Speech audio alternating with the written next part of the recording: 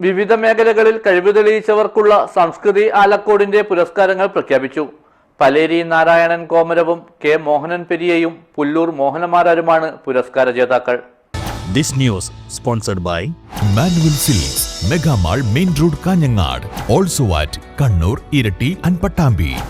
ആലക്കോട് വലിയ വീട്ടിൽ എ കൃഷ്ണൻ പണിക്കരുടെ പേരിൽ ഏർപ്പെടുത്തിയ പൂരക്കളി കലാരംഗത്തെ സമഗ്ര സംഭാവന പുരസ്കാരം പലേരി നാരായണൻ കോമരത്തിനും കാഞ്ഞങ്ങാട് കെ പി കൃഷ്ണഗുരുവിന്റെ പേരിൽ ഏർപ്പെടുത്തിയ നാടക പ്രതിഭയ്ക്കുള്ള പുരസ്കാരം കെ മോഹനൻ പെരിയയ്ക്കും സംസ്കൃതി ആലക്കോട് ഏർപ്പെടുത്തിയ പ്രഥമ വാദ്യകലാ പുരസ്കാരം പുല്ലൂർ മോഹനമരാർക്കും നൽകുമെന്ന് സംഘാടകർ വാർത്താസമ്മേളനത്തിൽ അറിയിച്ചു.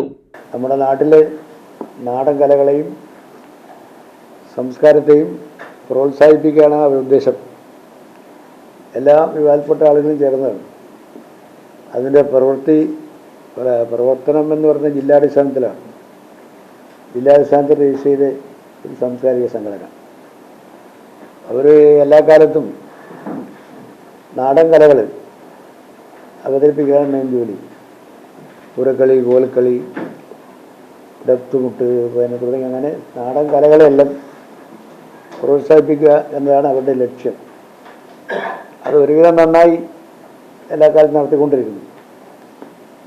അതിനിടയിൽ അവർ ഈ രംഗത്ത് പണിയെടുത്ത പല ആളുകളെയും മരിച്ചുപോയവരുടെ പേരിൽ ഒരു അവാർഡ് ഉണ്ടാക്കാൻ തീരുമാനിച്ചു. പൂരക്കളിയുടെയും നാടകത്തിന്റെയും പേരിലുള്ള അവാർഡ് ജേതാക്കൾക്ക് 10,001 രൂപയും പ്രശസ്തി പത്രവും ഫലകവുമാണ് നൽകുക. വാദ്യകല അവാർഡ് ജേതാവിന് 5,001 രൂപയും പ്രശസ്തി പത്രവും ഫലകവും നൽകും.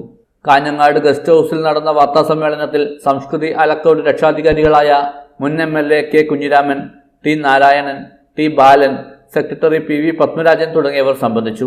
News bureau, Kanhangad.